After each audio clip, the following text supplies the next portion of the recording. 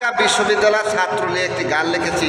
আসলে যখন কোনো জায়গায় অন্যায় হলে প্রতিবাদ এই ছাত্ররাই করে, তাই আমি একটি গান লিখেছি।